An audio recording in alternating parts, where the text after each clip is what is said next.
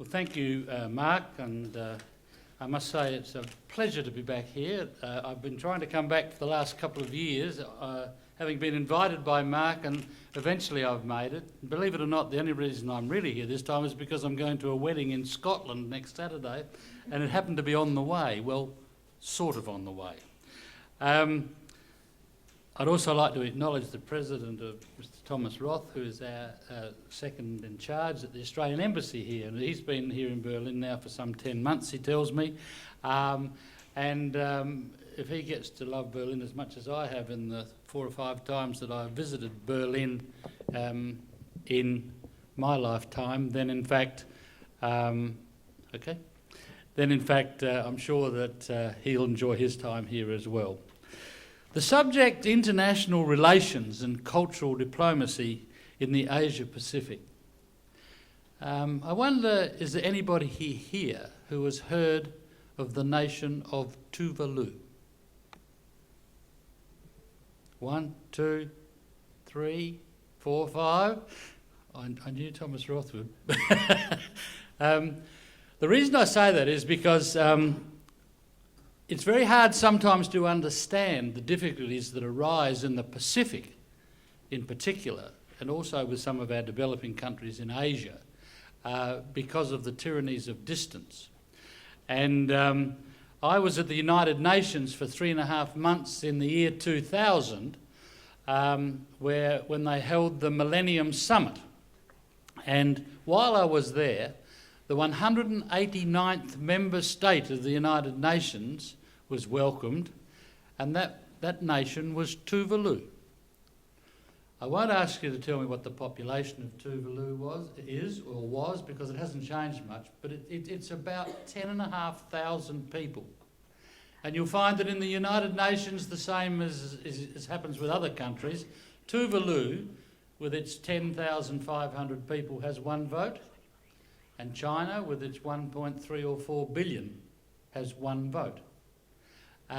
And so we have an area in the Pacific Ocean with a number of countries that are the size of Tuvalu and a little bit larger, but that's not the only difficulty you have. There is an organisation called the Pacific Forum. I think it's called the Pacific Forum still, isn't it? Pacific Islands Forum, that's right. It used to be called the Southern Pacific Forum, I think, at one stage, but the Pacific Islands Forum. And I want to tell you the names of the countries that belong to the Pacific Islands Forum, because some of them I'm quite sure you still haven't heard of. Australia is there, of course, and New Zealand as the 2 largest countries in the Pacific.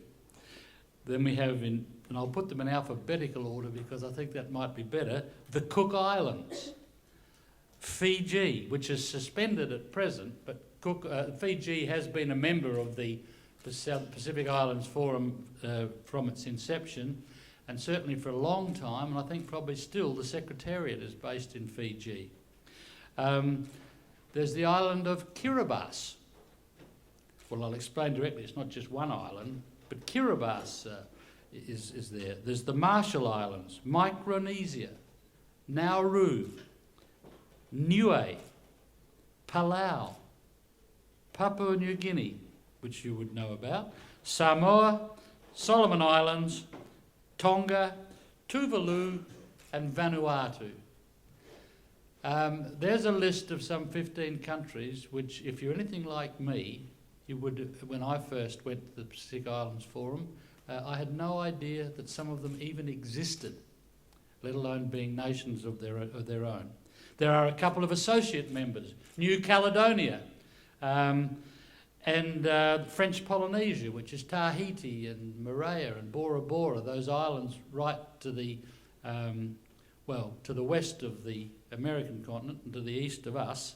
They're associate members. Both are still French. They send the members to the French Parliament in both the lower house and the Senate in Paris.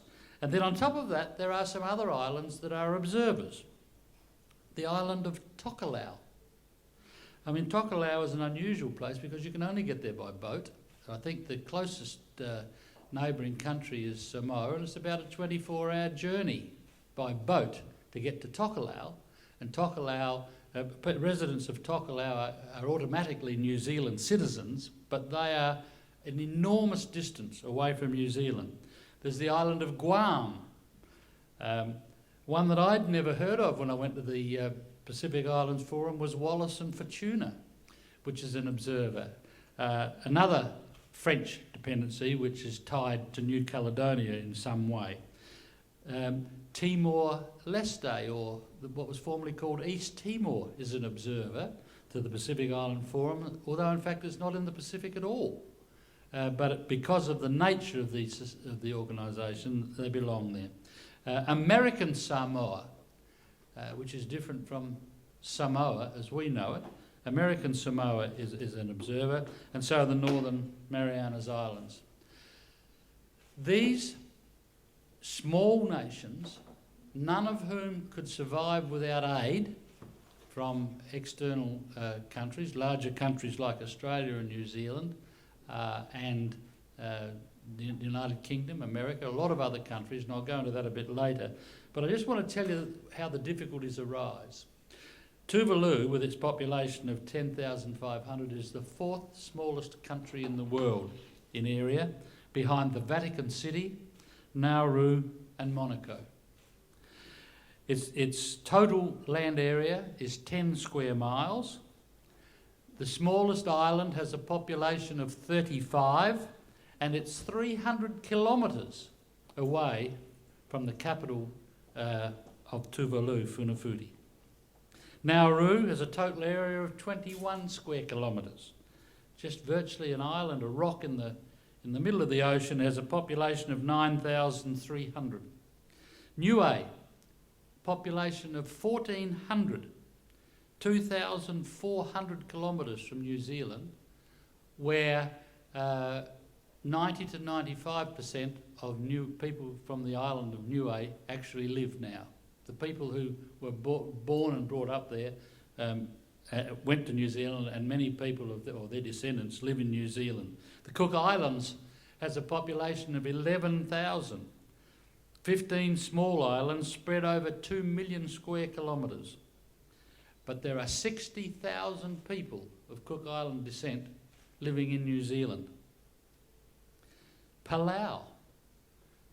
I have to make a confession. When I went to my first, I went to the Pacific Islands Forum in 2002, and there was a person sitting in the seat with Palau in front of him, and I said, "Where on earth is Palau?"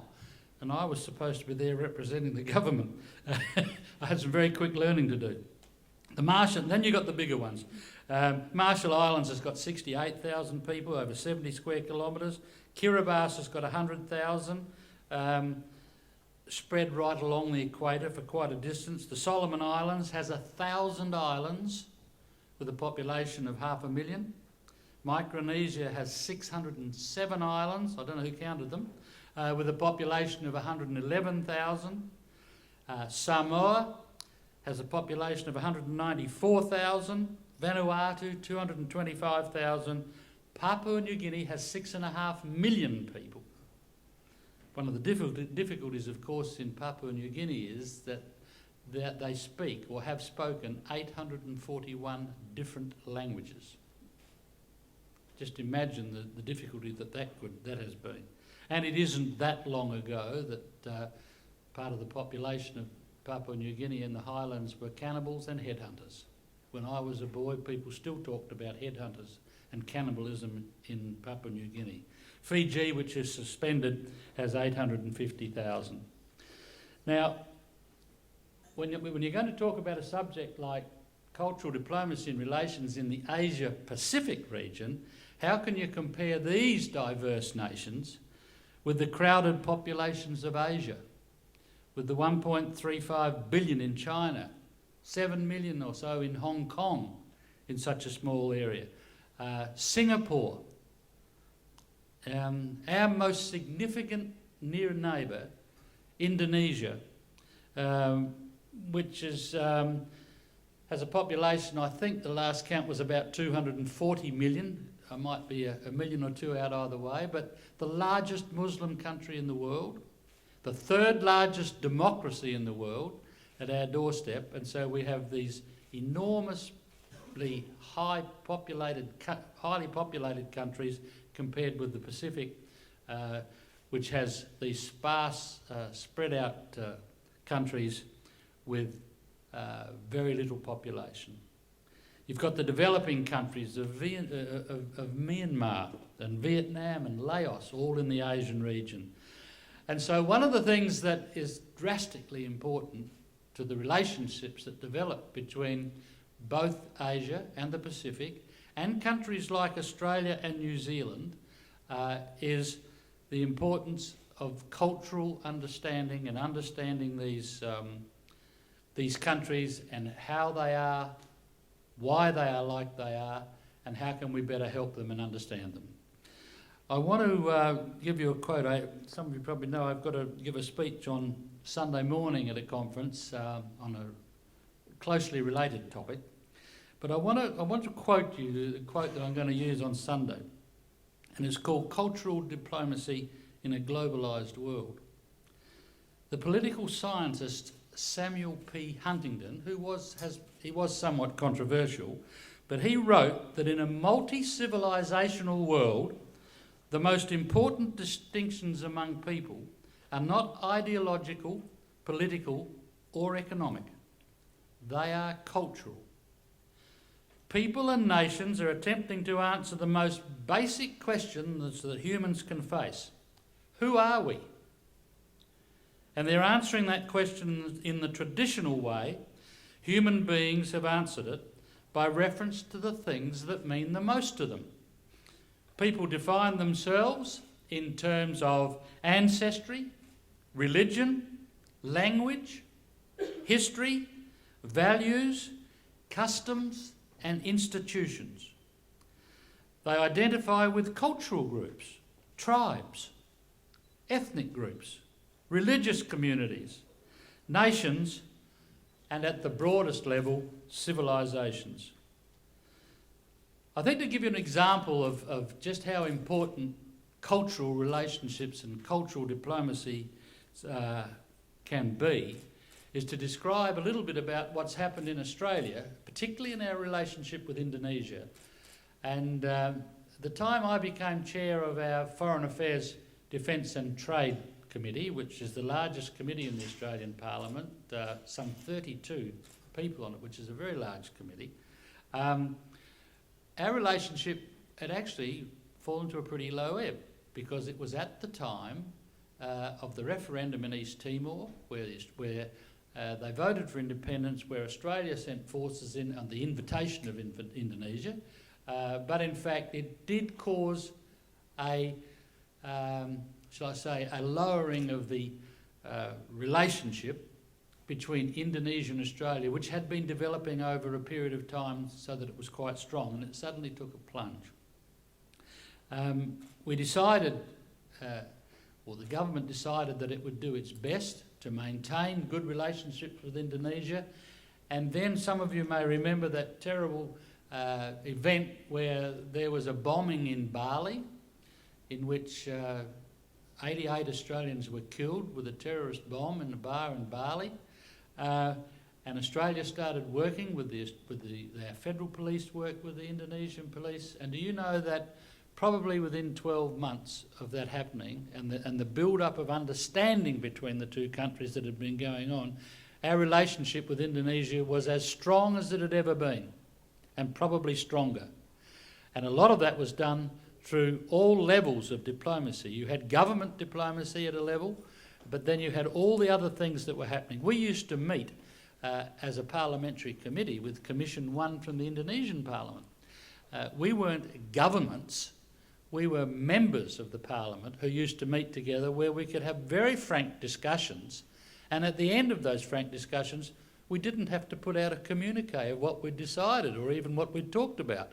Whereas if you have official government-to-government relationships, at the end of the meetings there always has to be a communique. And sometimes the communique says a lot and says nothing, and sometimes a lot of good work is being done behind the scenes. But at that level, and then at all the other levels where you can actually get the opportunity to discuss with people at a person-to-person level the diplomacy and the understanding and the goodwill that can be built up is very, very important in the relationships that we have with neighbouring countries, particularly those whose cultures are so much different to our own.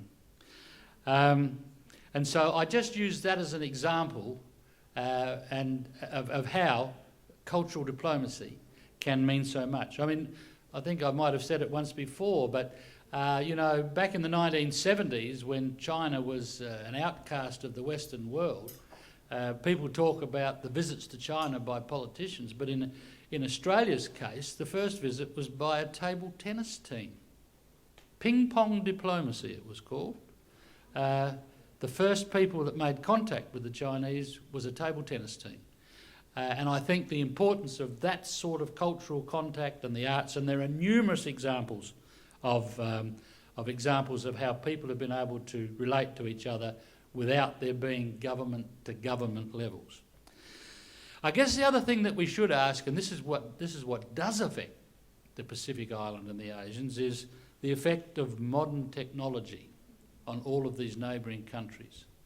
All of a sudden, countries that were miles apart, both geographically and in understanding, through modern technology, can understand exactly how the others feel. They can contact and get their message across in a way that they never could before. If you want to find out about Tuvalu, go home and Google it. You'll find out all you want to find out about Tuvalu. 25 years ago, you would never have been able to find anything else about Tuvalu without delving into some library or finding somebody who'd been there or knew something about the country. But modern technology has given these small countries a chance. It's given them a chance to become part of the mainstream global world. We talk about we have for years talked about a global village. Well, I can tell you these people are all villages because they're not much bigger. And for them to be able to become part of the global village gives them a chance and their children a chance. One of the problems, of course, with Australia and New Zealand is that we are tended to be looked on by outsiders as European countries, European in inverted commas, European countries geographically situated in Asia and the Pacific. And to some extent it's true, but it doesn't mean that we can't be part of Asia and the Pacific in the same way that many of those countries that have always considered to be Asian or Pacific Islanders. The advantage that we have is that Australia in particular is a wealthy country with vast resources, and New Zealand is a reasonably wealthy country too, although not to the same scale that Australia is. We produce much more than we can consume domestically, which contributes to us being an economic powerhouse in that immediate region. And so it's important that we as a country, along with those others that can afford to, supply the help and aid that's needed to bring these other countries up into the modern world. As I said before, not one of these countries can survive without aid. I think of a program that was started in Australia in the last year I was in the Parliament, where as part of the Commonwealth countries, which we were all part of, the states of Australia each adopted a Pacific Island nation. They adopted it, and they had direct contact, not at a national level, just at a state parliamentary level, and so they would invite clerks of the parliaments of these small countries to come for 2 weeks and to spend time with them. People would, in some cases, some of them, the state members of parliament or the officers of the parliament would go over and help these smaller countries to understand how you run things like parliamentary committees and all those sorts of things. And so this twinning program has been an enormous success in most cases. A couple of countries it's been more difficult with because they haven't wholeheartedly endorsed the program. But I know, for instance, the state of Tasmania in Australia is twinned with Samoa, and they have an enormously strong flow of information and people between those two countries, not at a national level, making decisions that are national decisions. And it's not cultural diplomacy as such, but it's the stage in between cultural diplomacy and government diplomacy. I must say also, as they move into the modern world, some of the areas become a target for some of the larger Asian countries. China in particular has become involved in the Pacific Island countries. Taiwan is involved with some of the countries, and there's been a bit of a argy-bargy between China and Taiwan, trying to gain favour amongst these smaller countries through aid, virtually. We can promise you aid, and that's how some countries have decided that they will recognise Taiwan and not China itself.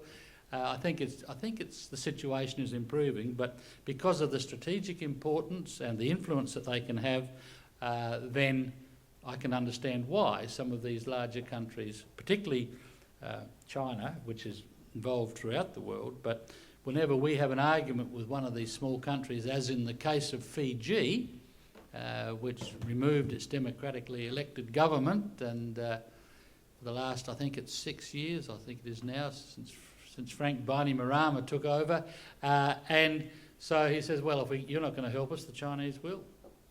And so there has been a lot of influence there. Can I say, and speaking a little bit about Australia, which is, I think I probably know more about than some of the other countries I try to talk about, but the multicultural nature of modern Australia has helped to promote goodwill and understanding through cultural visits, through Radio Australia and the Australian network television. Very important contacts for us through Asia and particularly Asia, but also in parts of the Pacific. The Australian network is available in over 44 countries across Asia and the Pacific and the Indian subcontinent, reaching over 22 million homes. And that's an enormous coverage for a country like Australia in the near neighbours to our country. We've also established ourselves as a destination for foreign students, although the strength of the Australian dollar has had somewhat of a downward impact in the past couple of years because the Australian dollar has been very strong. I see it's dropped 6 cents in the last week, so perhaps we might have a turnaround next year, but it has had an impact on the actual cost of education because of the strength of the dollar. I think it's fair to say that in the past, many people in Asia have had a misguided image of Australia as being intolerant to cultures from the countries, cultures from other countries, which it has at times caused some impediments in foreign relations, but cultural diplomacy experiences of all sorts, which, as I talked about through those three areas, particularly Radio Australia and the network television, but promoting this contemporary image of Australia as a culturally diverse country has been very effective in quashing what is a very out-of-date view, in my view, of Australia. A tour of China by an Australian youth orchestra was a revelation to many of the Chinese audiences when they saw that half of the musicians were of either Chinese, Vietnamese, Middle Eastern or Central Asian backgrounds. Australia's cultural diversity is still a revelation to many people in Asia. And so we can never stop, we can never give up. The role of cultural diplomacy, I think, is as strong as it ever has been, and so it should be, because with cultural diplomacy, I believe it really only has one significant aim, and that's the building of international understanding and goodwill. And if we can build that international understanding and goodwill by contact between countries, diverse cultures, us understanding them and them understanding us, well then I think it has an enormously important future to play in the world we live in. The world has shrunk. Outlying small nations have taken on a greater significance and a greater understanding because of their ability to know what other people are doing, and for others in the outside world to understand their difficulties and what they would like to do. And so cultural diplomacy, I think, still has an enormously important part to play. Now, I think that, as I said to Mark earlier, I could be talking about all of the things that you're not particularly interested in, and there may be some other things on your mind that you might like to question me about, and I would be very happy to answer any questions that you have, bearing in mind that anything I say to you now is a personal opinion, because I'm no longer in the Parliament and I only have personal opinions. So thank you very much anyway, and thank you for listening.